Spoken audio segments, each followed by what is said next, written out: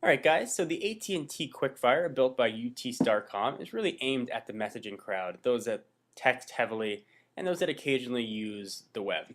It does have a Polaris-built HTML browser, although it's not so fully capable. You're not going to have an iPhone-esque browsing experience, but if you use the internet passively, it's certainly passable and actually can be quite useful. So the device itself is a little bit on the thick side, but nothing terribly bad. It's certainly a little bit pocketable.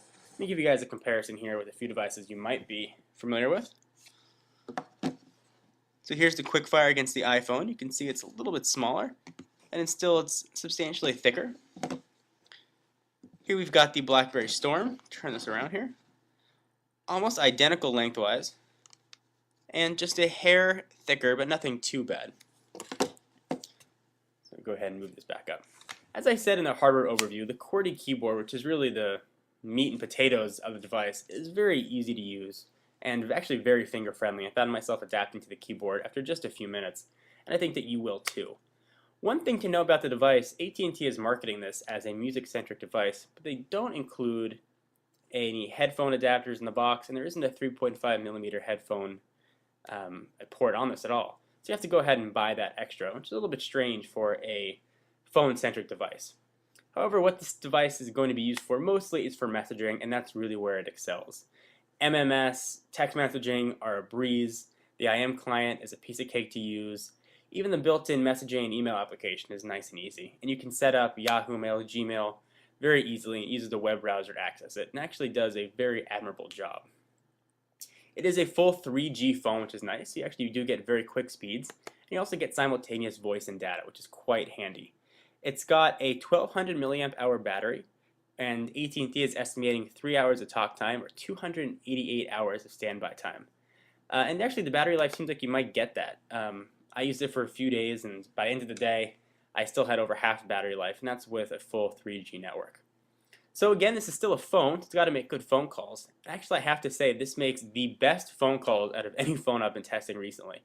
That includes the iPhone, BlackBerry Storm, a few other. The Sidekick. Really, call quality on this has been absolutely fantastic. I was shocked. It's crystal clear. The speaker volume on it is quite loud. The speakerphone on it is very loud. And people on the other end really said it sounded like I was on a landline. So, and that's been the same network I've used with other AT&T phones. So really, kudos to AT&T and UT Starcom for putting a great 3G radio in here. So again, call quality, nice and easy. If you guys are looking for a Sidekick competitor and you're on the AT&T network, and a QWERTY keyboard is important to you for texting, and you want to have IM, and you want a camera for fun, and email is not so important, and browsing experience isn't so important, but something you like to do passively, this device is definitely for you. Out of a 1 to 5 scale, I'm going to give it a solid 3.5. It's lacking just because of the music player. The navigation can be a little bit squirrely. When you hit the buttons on it, sometimes you have to double tap to make sure you really get it. The screen isn't as responsive as I would have liked, but I can overlook that because of the strong points of the phone, namely the keyboard and the 4-way navigation, make touching the screen not a necessity. It's more of an added cool feature to be able to touch the screen on a phone like this. So if this is what you're looking for, I can definitely recommend it. You won't be disappointed. Just know what you're getting going in. And it's available on AT&T's network for $99 after rebates. Hey guys, I hope you enjoyed. My name is John Rettinger with john4lakers.com. And if you want some exclusive content, be sure to follow me on Twitter at www.twitter.com/john4lakers. Hope you guys enjoyed, and I will see you in the next one. Bye-bye.